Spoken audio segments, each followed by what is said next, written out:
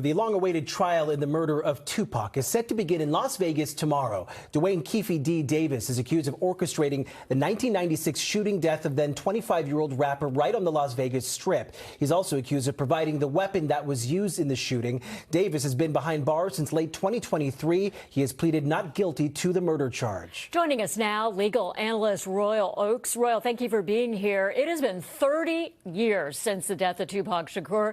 So it has us thinking, what kind of challenges does that long delay present for prosecutors?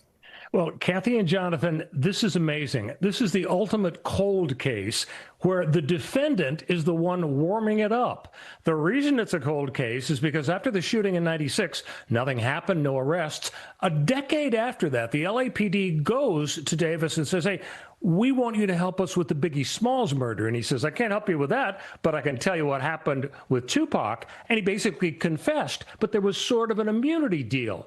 Same deal the next year with the Las Vegas Police Department. Another decade, he writes a memoir in which he confesses to the murder.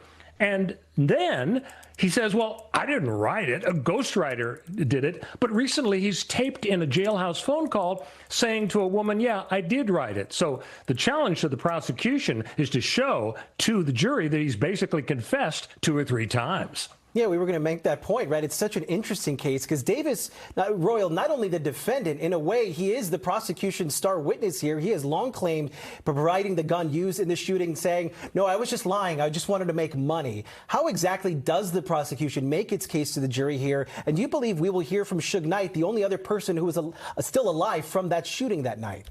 Yeah, wouldn't be surprised. Great question, because, you know, normally the prosecution is saying the defendant is a big liar. He really did it. Well, here, the defense attorneys are going to be saying to the jury, my client's a liar. When he told the cops he did it, he was making it up. When he wrote the memoir, he didn't even know about it, or he made it up because he wanted to look like a really bad guy. So the challenge here is that all of this confusion could help the defense because, as you know, all you need is one juror to say, this is a head scratcher. I see reasonable doubt.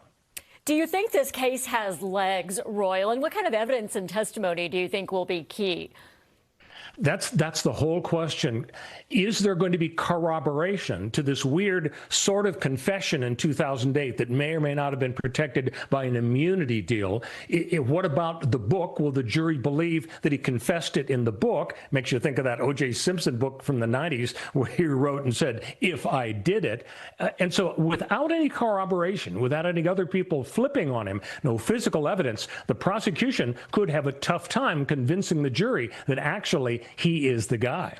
Yeah, Davis claiming now that he never read his own memoir. It's going to be an interesting case for sure. And of course, I'm sure we'll circle back with you on it, Royal. Thank you so much for your perspective. You bet. Thanks. All right. And there's a lot to watch for in this trial. Stay with us here on NBC4 as we monitor the developments from court, both on air and online, on our website, NBCLA.com, and our NBCLA app.